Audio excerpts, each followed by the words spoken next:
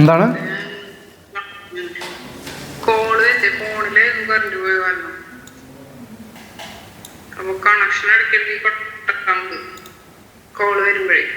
Okay fine fine fine no issue.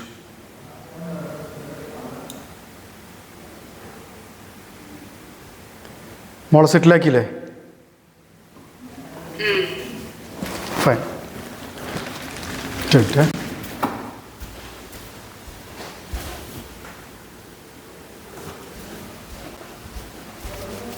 അപ്പോൾ ഞാൻ പറഞ്ഞെന്തായിരുന്നു?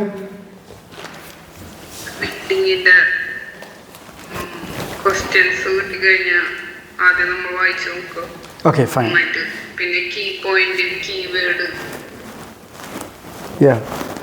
ആദ്യം തന്നെ നമ്മൾ ഒരു ക്വസ്റ്റ്യൻ നമ്മളെ കയ്യിൽ കിട്ടിക്കഴിഞ്ഞാൽ ആദ്യം നമ്മൾ ചെയ്യേണ്ടത് ആ ക്വസ്റ്റ്യൻ നല്ലപോലെ മനസ്സിലാക്കുക എന്നുള്ളതാണ്. അതാണ് നമ്മൾ ആദ്യത്തെ strategy. Understand the question. Key idea മനസ്സിലാക്കിയിരിക്കണം. ഒന്നാമത്തെ സ്ട്രാറ്റജി തന്നെ understand the key idea of the question. Question എന്താണെന്ന് മനസ്സിലാവാത്തിടത്തോളം കാലം നമുക്കൊരിക്കലും തന്നെ ആൻസർ ട്രേസ് ചെയ്യാൻ കഴിയില്ല. അങ്ങനെയാണല്ലോ. എന്താ പേരെന്ന് ചോദിച്ചാൽ ഞാൻ വരുന്നത് കോഴിക്കോട് നിന്നാന്ന് പറഞ്ഞാൽ നമുക്ക് ഉൾക്കൊള്ളാൻ കഴിയില്ലല്ലോ. അതാണ് ഒന്നാമത്തെ കാര്യം. So understanding the question is very important as the first strategy for the reading IELTS. Second comes like find the keyword from the questions. പിന്നെ ക്വസ്റ്റ്യനിൽ നിന്നുള്ള കീവേഡ് കണ്ടെത്തുക എന്നുള്ളതാണ് രണ്ടാമത്തെ പ്രധാനപ്പെട്ട സ്ട്രാറ്റജി. അപ്പോൾ കീവേഡ് എന്ന് പറഞ്ഞാൽ എന്താണെന്ന് വെച്ചാൽ നമ്മളെല്ലാ വേർഡുകളും കീവേഡ് അല്ല. അതിൽ കീ ആണല്ലോ പ്രധാനപ്പെട്ട നമുക്ക് ഓപ്പണിംഗ് തരുന്ന വേർഡുകൾ. നമുക്ക് ഈ രണ്ട് സ്ട്രാറ്റജിയെ നമ്മൾ സ്കിമ്മിങ് എന്നാണ് പറയുക. Understanding the question as well as finding the keyword. ഇതിന് രണ്ടിനെ നമ്മൾ സ്കിമ്മിങ് എന്നാണ് പറയുക. ഒരു വറ്റെടുക്കുന്നത് പോലെയാണ്. അരി വെന്തോ നോക്കാൻ വേണ്ടിയിട്ട് നമ്മളൊരു വറ്റെടുത്തിട്ടല്ലേ ഞെക്കി നോക്കുക. അപ്പോൾ അതുപോലെയാണ് ഈ രണ്ട് സംഭവങ്ങളും. അപ്പോൾ എല്ലാം ഒന്നും എടുക്കേണ്ട ആവശ്യമല്ല. പക്ഷേ ഇതിൽ നമ്മൾ എടുക്കേണ്ട പ്രധാനപ്പെട്ട ഇതെല്ലാം ഉണ്ടായിക്കൊള്ളണം. ഞാൻ ഈ പറയുന്ന കീവേഡുകളൊന്നും ഉണ്ടായിക്കൊള്ളണമെന്നില്ല. എന്നോ രണ്ടോ ഒക്കെ ഉണ്ടാവുകയുള്ളൂ. അതിലൊന്ന് കണക്ടറാണ്. കണക്ടർ എന്ന് പറഞ്ഞു കഴിഞ്ഞാൽ കൺജങ്ഷനുണ്ട്, അപ്രോക്സിമേഷൻ ടൂളുകളുണ്ട്, അതേപോലെ തന്നെ ഡിഗ്രി ഓഫ് കമ്പാരിസൺ ഉണ്ട്. ഇതെപ്പോഴും മനസ്സിലാക്കേണ്ടത് കൺജങ്ഷൻ എന്ന് പറയുന്നത് എല്ലാ അർത്ഥത്തിലും അത് ലിങ്കിങ് വേർഡും കൂടിയാണ്. എന്നാൽ എല്ലാ ലിങ്കിങ് വേർഡും ചിലപ്പം കൺജങ്ഷൻ ആയിക്കൊള്ളണമെന്നില്ല. മനസ്സിലോ? കൺജങ്ഷൻ നമുക്ക് ഡീറ്റെയിൽ ആയിട്ട് നമുക്ക് പഠിക്കാനുണ്ട്. അതിൽ 4 വിധത്തിലുള്ള കൺജങ്ഷനുണ്ട്. കോർഡിനേറ്റിംഗ് കൺജങ്ഷൻ, സബോർഡിനേറ്റിംഗ് കൺജങ്ഷൻ, കോ റിലേറ്റീവ് കൺജങ്ഷൻ, കൺജക്റ്റീവ് ആഡ്വർബ്സ്. ഇതിന് ഓരോന്നിനും ഓരോ തരത്തിലുള്ള ക്വാളിറ്റി ഓഫ് പ്രസൻറ്റേഷനാണ് ഇംഗ്ലീഷ് തന്നെ നിശ്ചയിച്ചിരിക്കുന്നത്. മാത്രമല്ല ഈ കൺജങ്ഷൻ പഠിക്കുന്നതോടുകൂടി നമ്മൾ ഇംഗ്ലീഷ് ഗ്രാമറിൻ്റെ പല ബ്രാഞ്ചുകളിലേക്ക് നമ്മൾ പോകും. ഒന്ന് ക്ലോസുകൾ നമ്മൾ പഠിക്കും. ക്ലോസുകൾ എന്ന് പറഞ്ഞാൽ തന്നെ സിമ്പിൾ സെൻറ്റൻസ് ഉണ്ട്, സിമ്പിളായിട്ട് ഉപയോഗിക്കുന്ന simple present tense, simple past, simple future, ഇതൊക്കെയാണ് ക്ലോസുകളിൻ്റെ ഒരു ഭാഗമായിട്ട് വരുന്നത്. അപ്പോൾ ഫസ്റ്റ് ക്ലോസിനെ കുറിച്ച് പറയുന്നുണ്ട്. അതേപോലെ തന്നെ പിന്നെ നമ്മൾ കൺജങ്ഷനിൽ പഠിക്കുന്ന ഒരു ടെർമിനോളജിയാണ് കോമ്പൗണ്ട് സെൻറ്റൻസ്, അതേപോലെ കോംപ്ലക്സ് സെൻറ്റൻസ്, കോംപ്ലക്സ് സെൻറ്റൻസ്, ഇങ്ങനെ മിക്സ് അയച്ചു വരുന്ന ഒരു സംഭവം കൂടെ ഉണ്ട്. അതും നമ്മൾ കൺജങ്ഷനിലൂടെയാണ് പഠിക്കുക.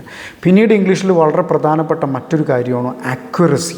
എന്നുവെച്ചാൽ കൺജങ്ഷനാണ് നമുക്ക് കോമ എവിടെ ഇടേണ്ടത്, സെമിക്കോളൻ എവിടെ ഇടേണ്ടത് എന്ന് ഒരു പരിധിവരെ ഇംഗ്ലീഷ് ഭാഷയിൽ നിശ്ചയിക്കുന്നത് കൺജങ്ഷനാണ് നിശ്ചയിക്കുന്നത്. അപ്പോൾ കൺജങ്ഷൻ പഠിക്കുന്നതിലൂടെ നമ്മൾ ഇംഗ്ലീഷ് ഗ്രാമറിൻ്റെ ആക്യുറസി കൂടെ ഒരു പരിധിവരെ നമ്മൾ പഠിക്കുന്നു എന്നുള്ളതാണ്. ഇങ്ങനെ ഒരുപാട് ഭാഗങ്ങളിലേക്ക് ഈ കൺജങ്ഷൻ നമ്മളെ കൊണ്ടുപോകുന്നുണ്ട്. അതിനേക്കാൾ അപ്പുറം ക്വാളിറ്റി ഓഫ് പ്രസൻറ്റേഷൻ അത് നമുക്ക് തരുന്നത് കൺജങ്ഷനാണ്. അത് റൈറ്റിങ്ങിലാണെങ്കിലും ശരി, ഈവൻ സ്പീക്കിങ്ങിലാണെങ്കിലും ശരി. ക്വാളിറ്റി ഓഫ് പ്രസൻറ്റേഷൻ നമുക്ക് കൂടുതലായിട്ട് കൈകാര്യം ചെയ്യാൻ പറ്റുന്ന ഏരിയ കൂടെയാണ് ഈ കൺജങ്ഷൻ പഠിക്കുന്നതിലൂടെ നമുക്ക് കിട്ടുന്നത്. അപ്പോൾ ഡീറ്റെയിൽ ആയിട്ട് തന്നെ അതിനെക്കുറിച്ച് നമുക്ക് പഠിക്കാനുണ്ട്. റൈറ്റിംഗ് തുടങ്ങുന്നതിൻ്റെ തൊട്ട് മുമ്പായിട്ട് നമുക്ക് പഠിക്കാനുണ്ട്. അപ്പോൾ കൺജങ്ഷൻ എന്ന് പറയുന്നത് ഒരു പ്രധാനപ്പെട്ട കണക്ടറാണ്. അതിൽ പ്രധാനമായിട്ടും ട്രാപ്പിംഗ് കൺജങ്ഷനുണ്ട്. അതിൽപ്പെടുന്നതാണ് പിന്നെ ഓൺലി എന്ന് പറയുന്ന വാക്കൊക്കെ നമ്മളെപ്പോഴും ശ്രദ്ധിച്ച് വെച്ചേക്കണം. ഓൺലി എന്നുള്ള കൺജങ്ഷൻ അല്ല, അതൊരു കണക്ടറാണ്. ഡിഗ്രി ഓഫ് കമ്പാരിസൺ ആണ് ആക്ച്വലി ഓൺലി എന്നൊക്കെ പറയുന്നത്. അതേപോലെ തന്നെ വരുന്നതാണ് കണക്ടറിൽ വരുന്ന മറ്റൊരു ഏരിയ ആണ് അപ്രോക്സിമേഷൻ ടൂൾസ് എന്ന് പറയുന്നത്. അപ്രോക്സിമേഷൻ എന്ന് പറഞ്ഞു കഴിഞ്ഞാൽ അപ്രോക്സിമേറ്റ്ലി, അതേപോലെ തന്നെ above, below, average, not more than. ഈ മോർ ദാൻ എന്നൊക്കെ പറയുന്നതും ലെസ് ദാൻ എന്നൊക്കെ പറയുന്നതൊക്കെ അപ്രോക്സിമേഷനിൽ പെടുന്നതാണ്. അതേപോലെ തന്നെ അത് ഡിഗ്രി ഓഫ് കമ്പാരിസണിലും വരുന്നുണ്ട്. ഡിഗ്രി ഓഫ് കമ്പാരിസൺ എന്ന് പറയുന്നത് 3 സാധനങ്ങളാണ്, 3 പിന്നെ പ്രധാനപ്പെട്ട ഏരിയകളാണ് ഡിഗ്രി ഓഫ് കമ്പാരിസൺ എന്ന് പറയുന്നത്. ഒന്ന് പോസിറ്റീവ് ഡിഗ്രിയാണ്. അപ്പോൾ നമ്മൾ പോസിറ്റീവായ ഒരു സ്റ്റേറ്റ്മെൻറ്റ് എങ്ങനെ ഉണ്ടാക്കേണ്ടത് എന്ന് നമ്മൾ പഠിക്കുന്നുണ്ട്. അതേപോലെ തന്നെ കമ്പാരിറ്റീവ് വരുന്നുണ്ട്, ഒന്നിലേക്ക് കമ്പയർ ചെയ്തുകൊണ്ടുള്ള സ്റ്റേറ്റ്മെൻറ്റ് വരുന്നുണ്ട്. അതേപോലെ തന്നെ superlative degree, positive, comparative, superlative degree എന്ന് പറഞ്ഞാൽ അതിനപ്പുറത്തേക്ക് ഒന്നുമില്ല, അയാൾ തന്നെയാണ് ഏറ്റവും ടോപ്പ് എന്ന് പറയുന്നത്. For example, he is the best student in the class room. അപ്പോൾ ഇനി അതിനേക്കാൾ അപ്പുറത്തേക്ക് വേറൊരാളില്ല.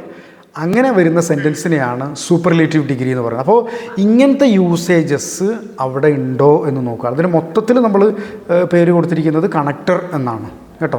അപ്പോൾ ഇങ്ങനത്തെ ഏതെങ്കിലും കണക്ടേഴ്സ് അവിടെ ഉപയോഗിച്ചിട്ടുണ്ടോ എന്ന് നമ്മൾ ശ്രദ്ധിക്കണം. ബിക്കോസ് കണക്ടറാണ് ഒരു ആശയത്തെ എന്താണ് എന്ന് തീരുമാനിക്കുന്നത്. അത് നമ്മളെപ്പോഴും മനസ്സിലാക്കണം. ഫോർ എക്സാമ്പിൾ, ബട്ട് എന്ന് പറഞ്ഞു കഴിഞ്ഞാൽ അത് ആദ്യത്തെ സ്റ്റേറ്റ്മെൻറ്റ് പോസിറ്റീവാണ്, അതിന് ശേഷം വരുന്ന സ്റ്റേറ്റ്മെൻറ്റ് നെഗറ്റീവായിരിക്കും.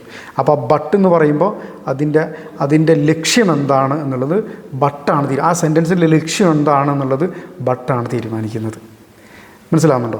അതേപോലെ തന്നെ ആൻഡാണ് വരുന്നത് എങ്കിൽ, ആൻഡ് എന്ന് പറഞ്ഞാൽ ഒരാശയം പറയുന്നു, അതിനോട് ചേർത്തുകൊണ്ട് വേറൊരാശയം കൂടെ പറയുന്നു എന്നുള്ളതാണ്. ചേർക്കലാണ് ആൻഡിൻ്റെ ഒരു പിന്നെ ലക്ഷ്യമെന്ന് പറയുന്നത്. അപ്പോൾ ആൻഡാണ് അവിടെ തീരുമാനിക്കുന്നത് ഈ സെൻറ്റൻസ് പ്രധാനമായിട്ട് എന്താണ് ലക്ഷ്യമിടുന്നത് എന്നുള്ളത്. മനസ്സിലാവുന്നുണ്ടോ? ഇതാണ് കണക്ടേഴ്സിൻ്റെ ഒരു ഡിഫറൻസ് എന്ന് പറയും. ഇനി കണക്ടേഴ്സ് തമ്മിൽ 3 കണക്ടേഴ്സ് നമ്മൾ പറഞ്ഞല്ലോ. കൺജങ്ഷൻ പറഞ്ഞു, അപ്രോക്സിമേഷൻ പറഞ്ഞു, ഡിഗ്രി ഓഫ് കമ്പാരിസൺ പറഞ്ഞു. ഇതിൽ ഏതെങ്കിലും വ്യത്യാസങ്ങൾ വന്നു കഴിഞ്ഞാൽ, ഇപ്പോൾ കൺജങ്ഷൻ വന്നോടത്ത് ഡിഗ്രി ഓഫ് ഫോർ എക്സാമ്പിൾ, കൺജങ്ഷനിൽ ആൻഡ് ആണ് ഒരു സെൻറ്റൻസിൽ വന്നത്, ക്വസ്റ്റ്യൻ സ്റ്റേറ്റ്മെൻറ്റിൽ കൺജങ്ഷനിൽ ആൻഡ് ആണ് വന്നത്.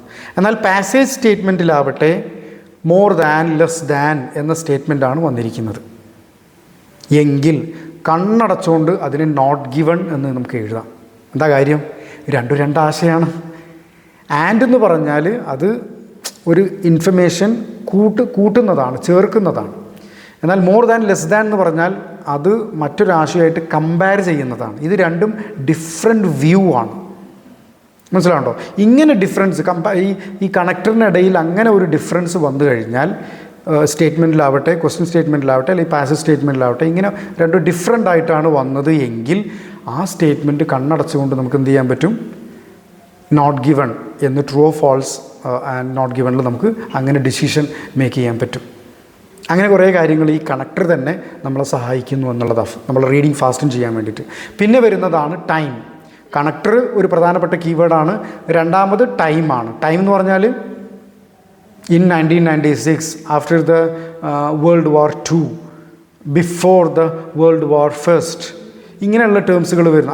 At the end of the 17th century, ഇങ്ങനെയൊക്കെ വരുന്ന സമയത്താണ് ഈ ടൈം അവിടെ വരുന്നത്. ഇതൊക്കെ ടൈമിൽ പെടുന്നതാണ്. ഓക്കെ. പിന്നെ വരുന്നതാണ് ചേഞ്ച് എന്ന് പറഞ്ഞാൽ ആ ക്വസ്റ്റ്യൻ പ്രധാനമായിട്ടും ഷൂട്ട് ചെയ്യുന്ന പോയിൻ്റ് ഏതാണ് എന്ന് നമ്മൾ മനസ്സിലാക്കുന്നതാണ് ചേഞ്ച്. അതൊരു പക്ഷേ വേർബായിട്ട് വരാം, അല്ലെങ്കിൽ ഒരു ഒരു നൗണായിട്ട് വരാം. അതാണ് അതിലെ ഒരു പ്രത്യേകത. അതുകൊണ്ട് ചേഞ്ച് എന്നാണ് അതിനെ കൊടുത്തിരിക്കുന്നത് ഞാൻ. അതൊരു എന്താ പറയുക, അത് വെർബാവാനും സാധ്യതയുണ്ട്, ചിലപ്പോൾ നൗണാവാനും സാധ്യതയുണ്ട്, ചിലപ്പം അതൊരു ഓബ്ജക്റ്റ് ആവാനും സാധ്യതയുണ്ട്. നൗൺ പോലെ തന്നെ ഒരു ഓബ്ജക്റ്റ് ആവാനും സാധ്യതയുണ്ട്. സോ അത് എന്താണ് അതിൻ്റെ ഷൂട്ടിംഗ് പോയിൻ്റ് എന്നുള്ളതാണ് നമ്മൾ മനസ്സിലാക്കേണ്ടത്. ഓക്കെ. പിന്നെ വരുന്നതാണ് വാല്യൂ എന്ന് പറഞ്ഞാൽ എന്തെങ്കിലും തരത്തിലുള്ള പെർസെൻറ്റേജോ, ഫോർ എക്സാമ്പിൾ നമ്മൾ ഒരു ശതമാനത്തെ ആണ് പിന്നെ ക്വസ്റ്റ്യനായിട്ട് വന്നതെങ്കിൽ ആ പെർസെൻറ്റേജിനെ നമ്മളൊരു കീവേഡായിട്ട് നമ്മൾ കാണണം. ഒരു മാത്തമെറ്റിക്കൽ ആണല്ലോ അത്.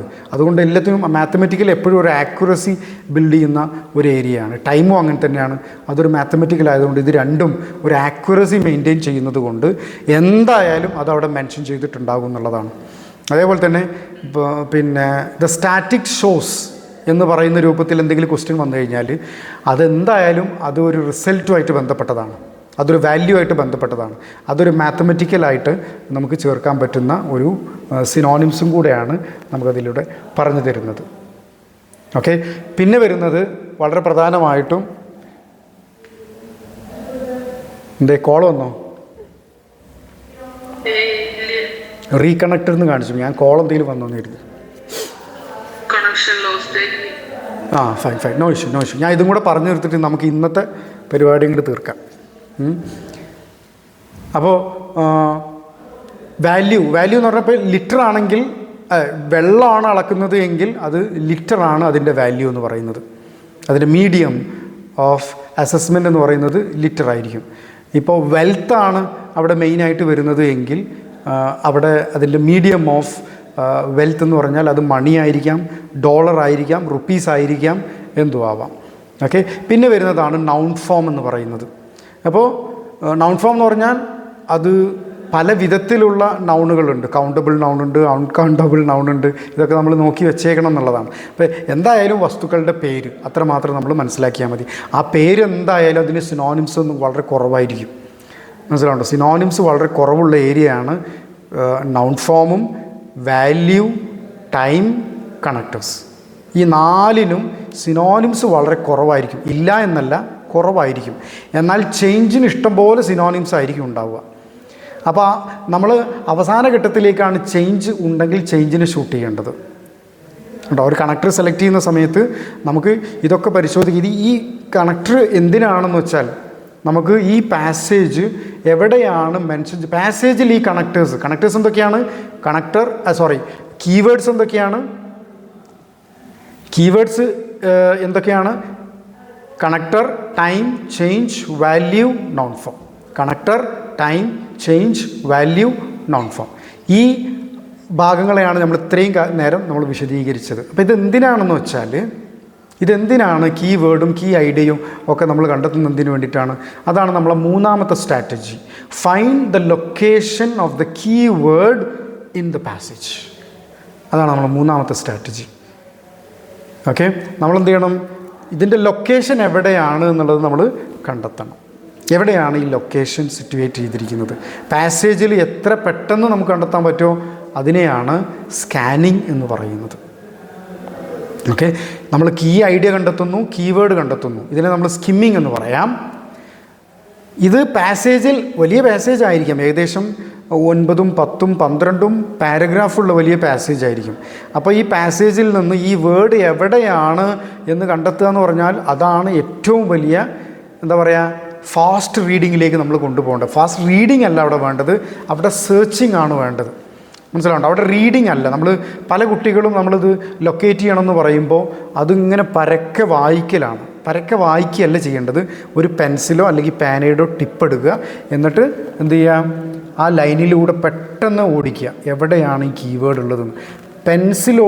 പെൻസിലിനോ ഒപ്പം പോയിൻ്റ് ചെയ്ത് നമ്മളെ കണ്ണുകൾ അതിലേക്ക് ഇങ്ങനെ പോയാൽ മതി. നമുക്ക് ആ കീവേഡ് എവിടെയാണ് ഉള്ളത് എന്നുള്ളത് കണ്ടെത്താൻ പറ്റും. ഓക്കെ, ചിലപ്പോൾ 3 പാരഗ്രാഫിലായിരിക്കും ഉണ്ടാവുക. ഈ കീവേഡ് ചിലപ്പോൾ 3 പാരഗ്രാഫിലുണ്ടാവും, ചിലപ്പോൾ 4 പാരഗ്രാഫിലുണ്ടാവും. ഈ 4 പാരഗ്രാഫിൽ ഈ കീവേഡ് ഉണ്ടായിക്കഴിഞ്ഞാൽ നമ്മളിത് മൊത്തം വായിക്കണം എന്നൊന്നുമില്ല. ഇനി അടുത്തത് പോകേണ്ടത് ചേഞ്ചാണ്. അതിൻ്റെ ചേഞ്ച് എന്താണ്, ക്വസ്റ്റ്യൻ്റെ ചേഞ്ച് എന്താണെന്ന് നോക്കണം. ഈ ചേഞ്ച് മെൻഷൻ ചെയ്തിരിക്കുന്നത് എവിടെയാണ് എന്നാണ് നമ്മൾ ഈ 4 പാരഗ്രാഫിലാണ് നമ്മൾ നോക്കേണ്ടത്. അതിനെയാണ് റീഡിങ് ഫോർ ഡീറ്റെയിൽ എന്ന് പറയുന്നത്. അവിടെ നമ്മൾ വായിക്കണം ഈ ചേഞ്ച് മെൻഷൻ ചെയ്ത ആ ഭാഗവും അതേപോലെ തന്നെ ക്വസ്റ്റ്യനും വായിച്ചിട്ട് ആണ് നമ്മൾ ടാസ്ക് അപ്ലൈ ചെയ്യേണ്ടത്. അതാണ് 5ാമത്തെ സ്ട്രാറ്റജി, അപ്ലൈയിങ് ദ ടാസ്ക്. മനസ്സിലാവുന്നുണ്ടോ? ആപ്ലിക്കേഷൻ ഓഫ് ദ ടാസ്ക് ആണ് വളരെ ഇമ്പോർട്ടൻറ്റ്.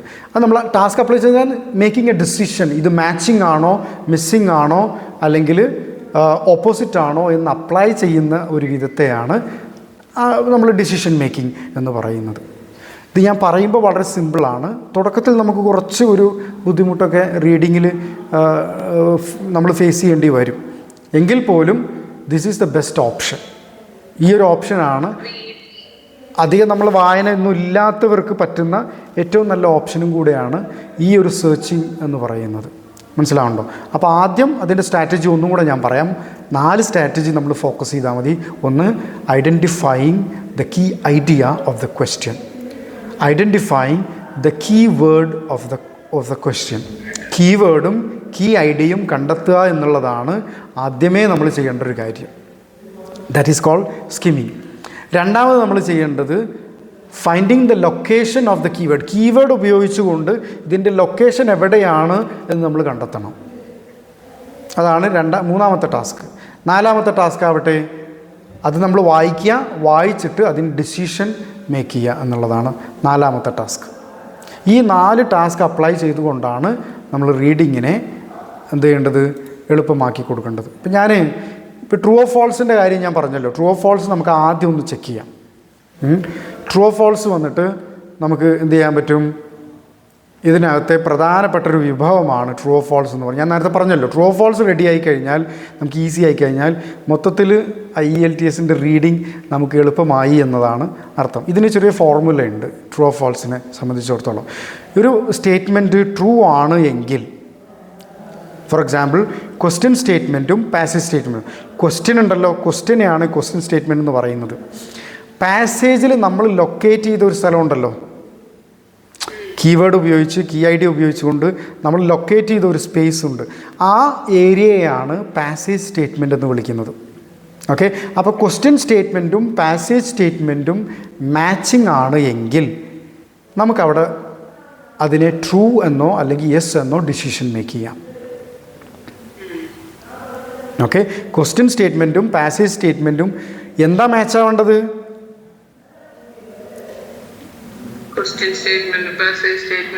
എന്താ മാച്ച് ആവേണ്ടത്? Very good. കീവേഡും മാച്ച് ആവണം. കീവേഡ് മാത്രം മാച്ച് ആയാൽ പോരാ, കീ ഐഡിയയും മാച്ച് ആവണം. അത് വളരെ ഇമ്പോർട്ടൻറ്റ്. നമ്മളതിനാണ് കീ ഐഡിയ പറഞ്ഞത്. കീ ഐഡിയയും കീവേഡും മാച്ച് ആണ് എങ്കിൽ അതിന് നമുക്ക് ട്രൂ എന്ന് പറയാം, അല്ലെങ്കിൽ യെസ് എന്ന് പറയാം. ഓക്കെ, ഇനി ക്വസ്റ്റ്യൻ സ്റ്റേറ്റ്മെൻറ്റും പാസേജ് സ്റ്റേറ്റ്മെൻറ്റും ഏതെങ്കിലും ഒരു വേർഡ് ഓപ്പോസിറ്റ് ആണ് എങ്കിൽ അതിനെ നമ്മൾ പറയാവുന്നത് ഫോൾസ് എന്നാണ്. ഞാൻ പറഞ്ഞല്ലോ നേരത്തെ, ഫോൾസിന് ഓപ്പോസിറ്റിന് തനിയെ ക്വസ്റ്റ്യൻസ് ഇല്ല, അത് ഈ ട്രൂ ഫോൾസ് നോട്ട് ഗിവണിലാണ് വരുന്നത്. അപ്പോൾ ഈ ഓപ്പോസിറ്റ് വരുന്ന ഏരിയക്കാണ് ഫോൾസ് എന്നുള്ള ഡിസിഷൻ നമ്മൾ മേക്ക് ചെയ്യേണ്ടത്. ഓക്കെ, അപ്പോൾ ക്വസ്റ്റ്യൻ സ്റ്റേറ്റ്മെൻറ്റും പാസേജ് സ്റ്റേറ്റ്മെൻറ്റും ഓപ്പോസിറ്റ് ആണ് എങ്കിൽ അവിടെ ഡിസിഷൻ എന്താണ്? ഫോൾസ് എന്നോ അല്ലെങ്കിൽ യെസ് ഓർ നോ ക്വസ്റ്റ്യൻ ആണെങ്കിൽ നോ എന്നോ ആണ് അതിൻ്റെ ആൻസറായിട്ട് വരിക. ഇനി ക്വസ്റ്റ്യൻ സ്റ്റേറ്റ്മെൻറ്റും പാസേജ് സ്റ്റേറ്റ്മെൻറ്റിലും ഏതെങ്കിലും ഒരു കീ വേർഡ് മെൻഷൻ ചെയ്തിട്ടില്ല എങ്കിൽ അതെന്താണ്? നോട്ട് ഗിവൻ ആണ് കേട്ടോ. അതിലൊരു വേർഡോ അല്ലെങ്കിൽ ഐഡിയയോ മെൻഷൻ ചെയ്തിട്ടില്ലെങ്കിൽ അത് നോട്ട് ഗിവൺ. അത് ഡിഫറെൻ്റ് ഐഡിയ ആയാലും, ഇപ്പോൾ ഞാൻ നേരത്തെ പറഞ്ഞല്ലോ, കണക്ടേഴ്സിൻ്റെ ഐഡിയ ഡിഫറെൻ്റ് ആയി കഴിഞ്ഞാൽ പോലും അത് നോട്ട് ഗിവൺ ആണ്. അപ്പോൾ അവിടെ കീവേഡ് മാത്രം മാച്ച് ആയാൽ പോരാ, കീ ഐഡിയയും നമ്മൾ പ്രധാനമായിട്ടുള്ള ഒരു ആശയമായി എടുക്കണം. ഓക്കെ, അതാണ് നമ്മൾ ഇതിനകത്ത് ചെയ്യേണ്ട ഒരു പ്രധാനപ്പെട്ട ഏരിയ. ഇനി ഞാൻ കുറച്ച്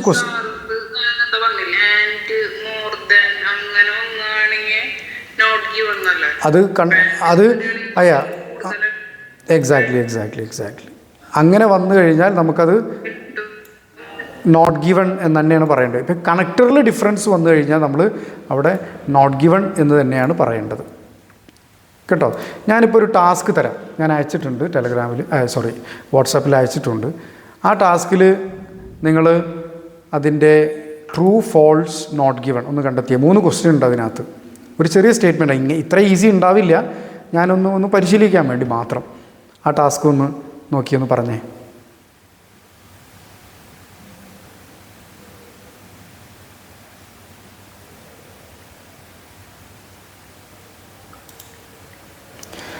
You can pause the video to check the answer for this task.